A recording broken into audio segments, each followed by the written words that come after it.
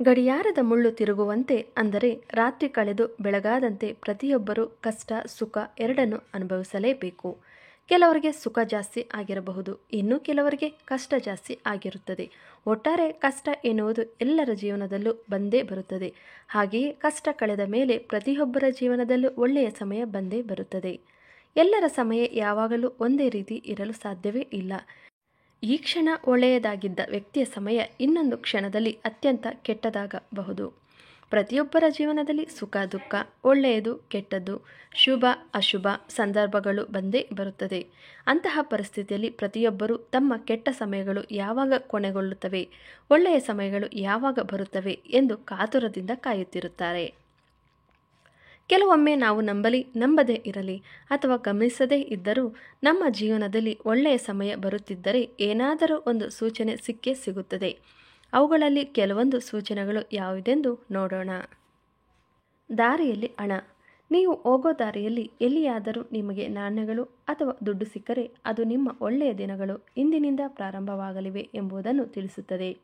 ಅಕಸ್ಮಾತ್ ಆಗಿ ಹಣ ಸಿಗುವುದು ಎಂದರೆ ಲಕ್ಷ್ಮೀದೇವಿಯ ಆಶೀರ್ವಾದ ನಿಮ್ಮ ಮನೆ ಮತ್ತು ನಿಮ್ಮ ಜೀವನದ ಮೇಲೆ ಬೀರಲಿದೆ ಎಂದು ಸೂಚಿಸುತ್ತದೆ.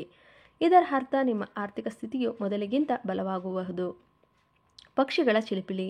ನಿಮ್ಮ ಮನೆಯ ಅಂಗಳದಲ್ಲಿ ನೀವು ಇದ್ದಕ್ಕಿದ್ದಂತೆ ಗುಬ್ಬಚ್ಚಿಯ ಚಿಲಿಪಿಲಿಯನ್ನು ಕೇಳಿದರೆ ಇದು ಕೂಡ ಒಳ್ಳೆಯ ಸಂಕೇತವಾಗಿದೆ. ಇದರ ಅರ್ಥ ನಿಮ್ಮ ಕೆಟ್ಟ ಸಮಯಗಳು ಕೊನೆಗೊಳ್ಳಲಿವೆ. ನೀವು ಶೀಘ್ರದಲ್ಲೇ ಬಹಳಷ್ಟು ಸಂತೋಷವನ್ನು ಪಡೆಯಲಿದ್ದೀರಿ. ನೀವು ಪಕ್ಷಿಗಳಿಗೆ ಒಂದಿಷ್ಟು ಕಾಳುಗಳನ್ನು ಹಾಕಿ ನೀರನ್ನು ನೀಡಬೇಕು. ಎಕ್ಕದ ಗಿಡ. ನಿಮ್ಮ ಮನೆಯ ಅಂಗಳದಲ್ಲಿ ಅಥವಾ ಮುಖ್ಯದ್ವಾರದಲ್ಲಿ ಇದ್ದಕ್ಕಿದ್ದಂತೆ ಎಕ್ಕದ ಗಿಡ ಬೆಳೆಯಲು ಪ್ರಾರಂಭಿಸಿದರೆ ಇದು ಮಂಗಳಕರ ಮತ್ತು ಧನಾತ್ಮಕ ಸಂಕೇತವಾಗಿದೆ.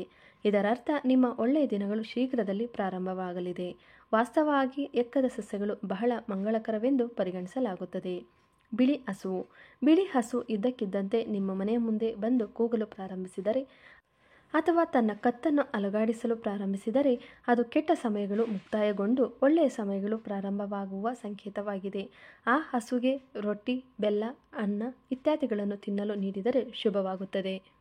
ಚಿಟ್ಟೆಗಳು. ನಿಮ್ಮ ಮನೆ ಅಂಗಳದಲ್ಲಿ ಅಥವಾ ನಿಮ್ಮ ಸುತ್ತಲೂ ಚಿಟ್ಟೆಗಳು ನೋಡಿದರೆ ಇದು ಒಳ್ಳೆಯ ಸಮಯದ ಆರಂಭದ ಸಂಕೇತವಾಗಿದೆ.